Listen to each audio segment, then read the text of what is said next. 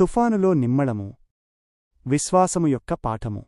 ప్రియమైనవారలారా, ఈరోజు మనం మార్కు సువార్తలోని ఒక అద్భుతమైన సంఘటనను ధ్యానించబోతున్నాము. యేసుప్రభు తన శిష్యులతో కలిసి ఒక పడవలో ప్రయాణిస్తున్నప్పుడు సంభవించిన ఒక భయంకరమైన తుఫాను గురించిన వృత్తాంతమిది.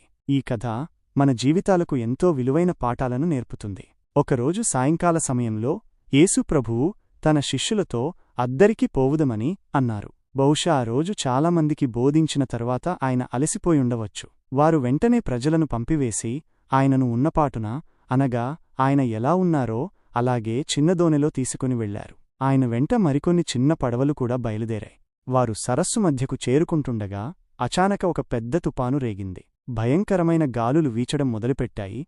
పెద్ద పెద్ద అలలు ఎగసిపడి ఆ చిన్నదోనెను ముంచెత్తడం ప్రారంభించాయి. ఆ అలల తాకిడికి దోనె నిండిపోయింది. శిష్యులు ప్రాణభయంతో వణికిపోతున్నారు.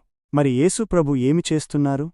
ఆయన దోనె అమరమున, అనగా వెనుక భాగమున తలగడమీద తలవాల్చుకుని నిద్రపోతున్నారు. పరిస్థితి ఎంత భయంకరంగా ఉన్నా ఆయన మాత్రం ప్రశాంతంగా నిద్రపోతున్నారు.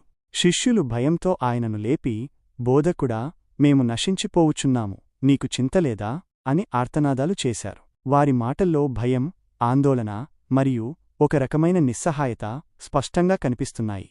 తమ ప్రాణాలు పోతుంటే ఆయన ఎలా నిశ్చింతగా నిద్రపోతున్నారని వారు ఆశ్చర్యపోయారు. యేసుప్రభువు లేచి మొదట గాలిని గద్దించారు. నిశ్శబ్దమై ఊరకుండుమని సముద్రముతో ఆజ్ఞాపించారు. వెంటనే ఆశ్చర్యకరంగా గాలి అణిగిపోయింది మరియు సముద్రము పూర్తిగా నిమ్మళమాయెను. అంతకుముందు భీకరంగా ఉన్న పరిస్థితి ఒక్క క్షణంలో శాంతించింది. అప్పుడు యేసుప్రభువు తన శిష్యులతో ఒక ముఖ్యమైన ప్రశ్న వేశారు. మీరెందుకు భయపడుచున్నారు? మీరింకనూ నమ్మికలేకయున్నారా? వారి భయానికి కారణం వారిలో విశ్వాసం లేకపోవడమే అని ఆయన వారికి గుర్తుచేశారు. ఈ అద్భుతమైన సంఘటన చూసిన శిష్యులు మిక్కిలి భయపడ్డారు. వారు ఒకరితో ఒకరు చెప్పుకుంటూ, ఈయన ఎవరో, గాలియు సముద్రమును ఈయనకు లోబడుచున్నవని ఆశ్చర్యపోయారు. ప్రకృతి శక్తులు కూడా ఆయన ఆజ్ఞకు లోబడుతున్నాయని వారు గ్రహించారు.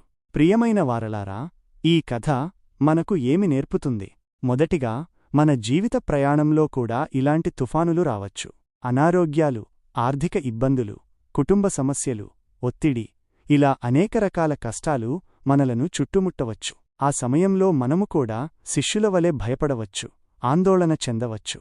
రెండవదిగా, యేసుప్రభువు మనతో కూడా ఉన్నారు. మనం ఒంటరిగా లేము. ఆయన మన పడవలో, మన జీవితంలో ఎల్లప్పుడూ ఉంటారు. కొన్నిసార్లు ఆయన నిద్రిస్తున్నట్లు అనిపించవచ్చు. మన ప్రార్థనలకు వెంటనే సమాధానం రాకపోవచ్చు. కాని ఆయన ఎప్పటికీ మనలను విడిచి